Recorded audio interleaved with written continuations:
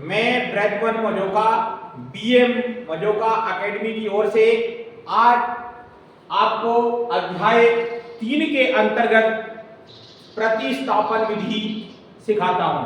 प्रतिस्थापन विधि जब पेपर में आती कक्षा 10 के, तो अपन किस प्रकार से उसको सरल से सरल तरीके से हल कर सकें, आज उसी प्रतिस्थापन विधि को हम आपको समझाते हैं। जैसे 3.3 का पहला जो आपका सवाल है वो है x + y = 5, 3x - 3y = 4।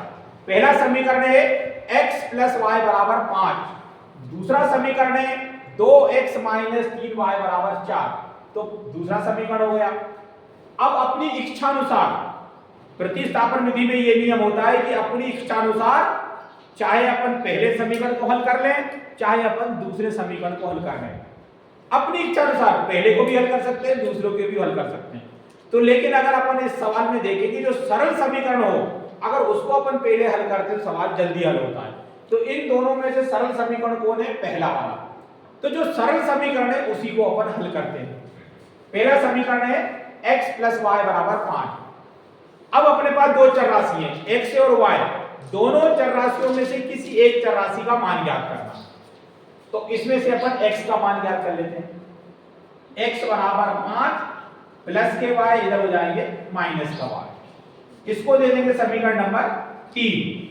प्रतिस्थापन विधि में क्या करना है कि दोनों समीकरणों में से किसी एक समीकरण को हल करना है। जैसे मैंने यहां पर पहला समीकरण हल करा है, आप दूसरा भी हल कर सकते हो। पहला समीकरण हल करा, पहले समीकरण में किसी एक चर राशि या तो x का मान या तो y का मान, आपकी इच्छा अनुसार किसी का भी मान पहले निकाल सकते हो आप। तो मैं यहां पर x का मान निकाल रहा हूं पहले। तो x का मान निकाल रहा हूं तो 5, ये संख्या प्लस की इधर हो जाएगी माइनस की। इसको नाम दे देंगे अपन समीकरण नंबर 3। अब जो ये समीकरण 3 बना है, ये किसके मान निकला है? x का मान निकला है। अब इसका मान अपन रख देते हैं समीकरण 3 का मान समीकरण 2 में रखने पर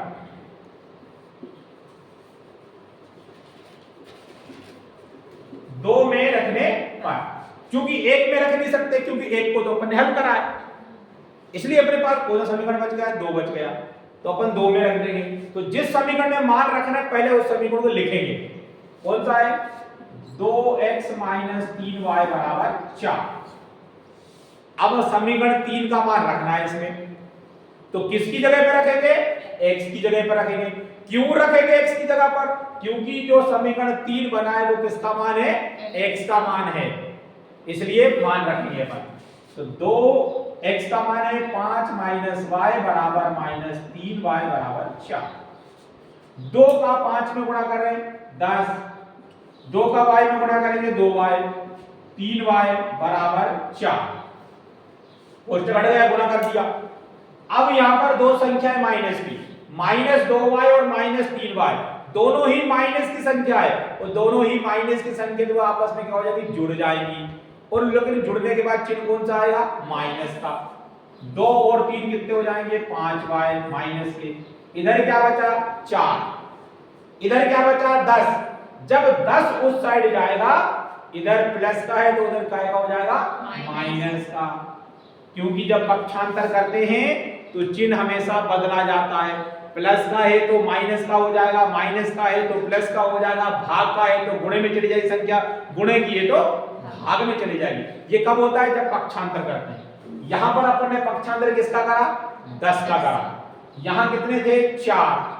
प्लस की संख्या इधर हो गई माइनस की संख्या, -5y बराबर। अब यहां पर देखिए 4 और माइनस है, दोनों में बड़ी संख्या कौन सी है? 10 है। तो 10 में से 4 घटा दो तो कितना बचेगा? -6। माइनस चिन्ह क्यों आया? क्योंकि 10 में से घटा रहे हैं, तो 10 का चिन्ह कौन सा है? माइनस। तो जब बड़ी संख्या माइनस की है तो चिन्ह भी माइनस का आएगा। अब y का मान ज्ञात करते हैं। इधर भी माइनस, इधर भी माइनस, दोनों जगह हो गया प्लस, तो क्या हो गया? 6/5। ये y का मान निकल आया। अब अपन मान किसका ज्ञात करते हैं? x का। x का मान पहले भी अपन ने ज्ञात करा था, परंतु वो डुप्लीकेट मान है, समीकरण बनाने के लिए अपन ने हल करा था। परंतु अब अपन को ओरिजिनल मान ज्ञात करना है x का। तो x का मान ज्ञात करने के लिए y का मान किसी भी समीकरण में रख देंगे, चाहे 1 में रख दें, चाहे 2 में रख दें, चाहे 3 में रख दें। आप किसी भी समीकरण में मान रखोगे तो आपका आंसर आ जाएगा। परंतु आपको देखना क्या चाहिए कि जो सरल समीकरण हो उसी में मान रखना चाहिए, आंसर जल्दी आएगा। तो इन तीनों में सरल समीकरण कौन सा है? तीसरा वाला। तो अपन अगर तीसरे में मान रखेंगे तो अपना आंसर अति शीघ्र जल्दी आ जाएगा। तो y का मान समीकरण 3 में रखने पर, y का मान समीकरण 3 में रख दो तो 3 क्या है अपने पास?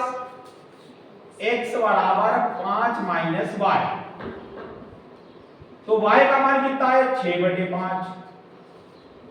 5 का 5 में गुणा कर दो 25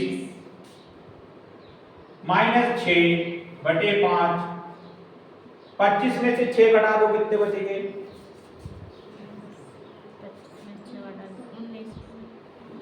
19। 19 बटे कितना आ गया? 5। अंत में अपन लिखेंगे अतः x बराबर 19/5 और y बराबर 6/5।